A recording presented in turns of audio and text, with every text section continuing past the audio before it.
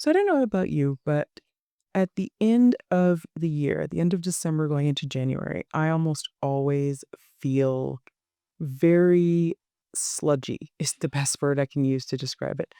I just feel saturated, like full, stagnant, like just too. I can't speak for everyone, but for me, I sort of go through this stage where I give myself free time between, kind of like Christmas and New Year's, that the last 2 weeks of the year. It's kind of like no rules, no holds barred, but just an all-out sludge fest. Because I could say, not eating great usually. I'm drinking a fair bit just with the holidays and everything, and always typically giving myself a whole, I'll reset in January, which I am good about, but it's just I give myself this bit of free for all. And this year especially, the same happened when it came to content. I was on YouTube a lot. I have loads of interests at the time, and I wouldn't say that I was just consuming things like shorts and just quick, quick, quick, quick. No, I was actually learning and digging into stuff. Van life is a huge interest of mine at the moment. Learning how to set up a YouTube channel has been big. I've been teaching myself some video editing, trying to figure some stuff out there. So I've got these things that I feel good about. If someone said, "Hey, like your YouTube watch hours are pretty high, but what have you been doing?" It's like I've been learning a lot. I mean, I'm not perfect. I do go down a rabbit hole and you find yourself watching something you're like, "I didn't really need to know that today." But I have been learning a lot, but at the same time, it's just a constant consumption happening. And the same is happening with my Kindle and with reading. And I know it doesn't sound like necessarily a bad thing to be like, "Oh, I've been reading a lot." But I was talking to some girlfriends a couple days ago or a couple weeks ago, and I just mentioned to them, I was like, I got a Kindle Unlimited subscription, I think, on Black Friday. And I was like, and my usefulness to the world, I guess you could say, has gone down. Like I've just been reading, reading, reading, reading nonstop. And it's like, okay, well, that's not a bad thing. Yes, I prefer reading to doom scrolling, but at the same time, it's gotten out of hand. Like I'm just whipping through one book and onto the next book and onto the next book and onto the next book. And so just not a great feeling, just oversaturated with information and with stuff. And I noticed the more that I cram into my brain, it's gotta get rid of it, right? It's just like one thing in, next thing, next thing. So it's constantly. You could ask me about a book I read last week, and I'd be like, "What book? I don't know. Who is the main character? I don't know." And then they got a dog, and then they like move to a place, and then I don't know. And I don't like that. I'm already neurodivergent, so my brain it knows to get rid of stuff if it's not important, but it's just the rate at which it's getting rid of stuff is has gotten a bit alarming. So anyway, I decided to set myself a challenge, and I have already been spending a lot of time offline, not using my phone as much. This has been a process that's gone on for several years now, and I will make some content around that. But I decided, and this just came to me the other night. Um, I decided, what if I spent the month of January creating and not consuming? And so it felt like a good cleanser, a good way to just reset the year, rewire my brain a little bit, change things up. And so that is a challenge that I have started as of today. My today has looked very different. There's been no music so far, there's been no reading so far. Um, and I'm really, I sat down earlier and reflected and wrote myself some rules. Now, these are my rules. This is not, I wouldn't say, for the faint of heart. If you haven't practiced already with some detoxing and disconnecting. But what does no more consuming but creating mean to me? So first of all, I wrote down Instagram is out. Just just I haven't posted to Instagram in over a year. I have thought about starting it up again if I could find a way where I won't get sucked in, but I haven't been able to find that balance yet. So I'm just don't need to be on Instagram. I have some friends, like probably most of us do, who we pretty much only communicate in reels, but they know by now, my friends, that I just disappear for a while. So I'll see them in February. Facebook, I don't use anyway. Second thing I wrote down was to ask myself, am I creating or consuming? And that means not just in every single moment. Like, I don't want this to be a month where I turn into like a super over the top productivity type thing. But am I doing something that is creating or am I consuming? And if it's consuming, then no. Obviously, this is more about content, right? Like, obviously, I'm going to eat some food this month. I'm going to consume things, but I'm going to work on paying attention to my actions as I go throughout the day. And am I creating something or am I consuming something? Now, my hope is that this helps to rewire my brain to think about some of the mundane actions that I'm taking as well day to day as useful. For example, this morning when I cleaned the entire house while procrastinating about making videos, I was creating a clean space for myself, which is really important. Creating a space for me to be able to think, removing mental clutter that comes from having stuff in different places and whatnot. But I'm hoping that by the end of this month, by the end of this challenge that I've set for myself, that I'm able to make that connection a lot more, like a lot faster to like creating something feels good, consuming usually feels sludgy and gross. The next thing I wrote down was that YouTube is out. And I do feel a bit hypocritical about this. I'm posting videos to YouTube, but then I'm not watching anything on YouTube, not consuming anything. And if I'm posting videos to YouTube, aren't I asking other people to consume my content? But what I've realized is that people are in different spaces in their journey. Not everyone's going to take a month off like this. So there will be people who are consuming, and hopefully, what I can provide is something that is useful and something that helps you and something that contributes. Hopefully, my creation is an inspiration or a help or, does something for someone else. Um, the reason I told myself that YouTube is out is that I wrote down it's very hard to control getting sucked in video after video.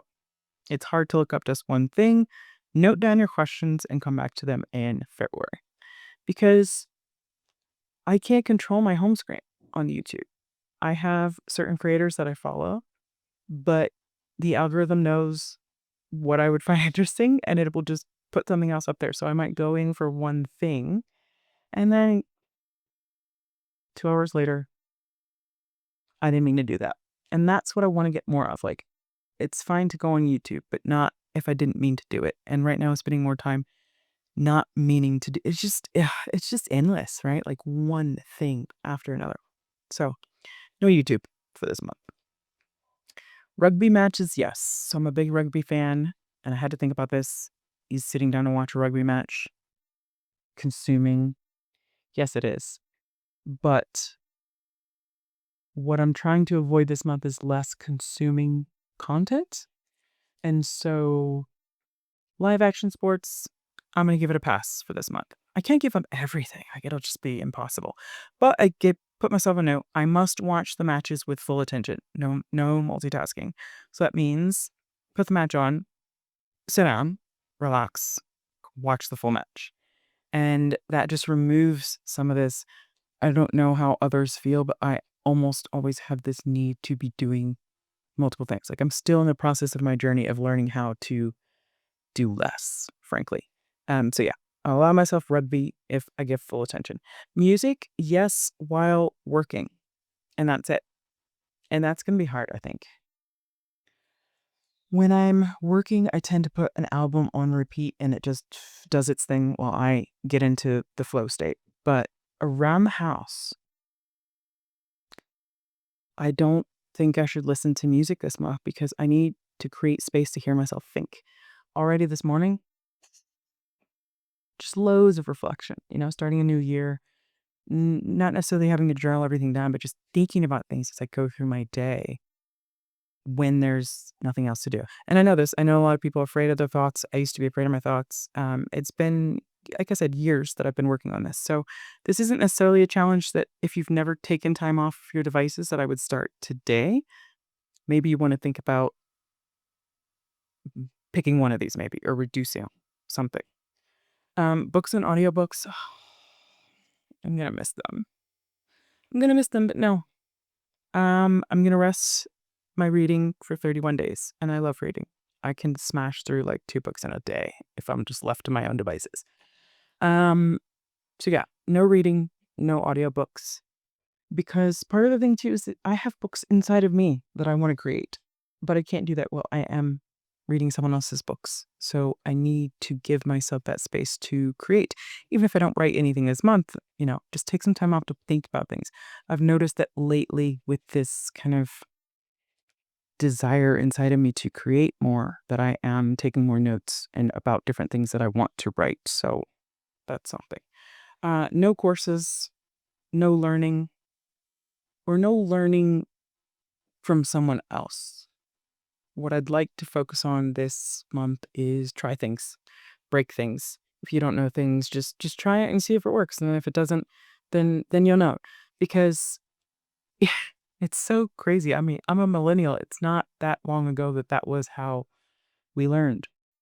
I remember pre-internet. I remember just trying things when I was a kid and seeing if they stuck, seeing if they worked, and if they didn't, well, then you knew and you do it differently the next time. And I have lost that. I have lost that. My brain wants to go so fast to just look it up, just check this, just do that.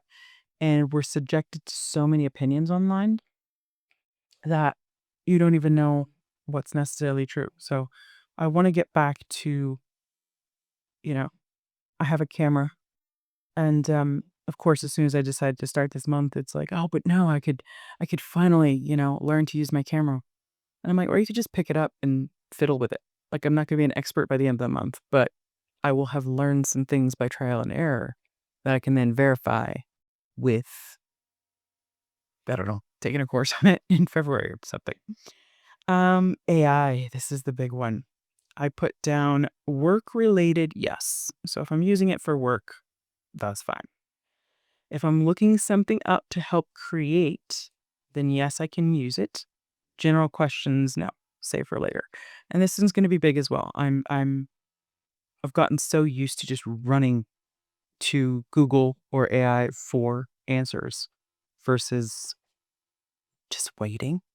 Sometimes you don't need to know everything right in the moment, or sometimes you can figure it out by watching, observing, I don't know. So I'm going to try to reduce that need to look things up right away and save it for later. Yeah. So, but there are things like if I want to, I'm building a spreadsheet, for example, that has some scripts that do magic spreadsheet stuff. I'm really excited actually because I didn't know they could do what they do. But anyway, if I'm going to look up a formula or how do I make this sheet talk to this sheet and do this automatically, to me that's I'm creating something that I'm going to use that other people are going to use, and that is something acceptable to good AI to help me create that. But if it's just I don't know a recipe or something, like I want to just use my own brain and what I know about cooking and what goes with what and check it in and see what happens. Um, reattach to that sense of exploration, adventure. Adventure doesn't have to be climbing a mountain. Adventure can be, I'm going to put these ingredients together and see what happens. So that is my month challenge to myself. Um, so that's what I'm going to attempt for the month. There were some things that I left out. You may notice, like consuming news. I haven't watched the news since 2016. So yeah, going on 10 years now. News doesn't even enter into my sphere, and I feel so much happier for that. So I don't have to cut out that kind of thing. But you might have noticed I didn't mention movies or TV as well. I don't watch a lot of TV. Netflix upped their subscription in September, October. I don't know. I was like, you know what? I quit. I quit. I quit. So annoyed. I quit. Also, with my lifestyle and the way that I travel, I'd stay in a lot of Airbnbs that already have Netflix, so I will watch it if I have it. But I just quit paying for it. So I don't watch all of it. I don't have any streaming services at the moment. Well, that's not true. I pay for a rugby streaming service, hence why I said I'm allowed to still watch rugby. But I don't. consume a lot of the normal things that I guess a lot of people do, like news and TV and stuff. So those are already not even a thing for me. But yeah, it feels good. And what I've written on here, I've learned this from last challenges, or past challenges, I should say, is that this is not set in stone.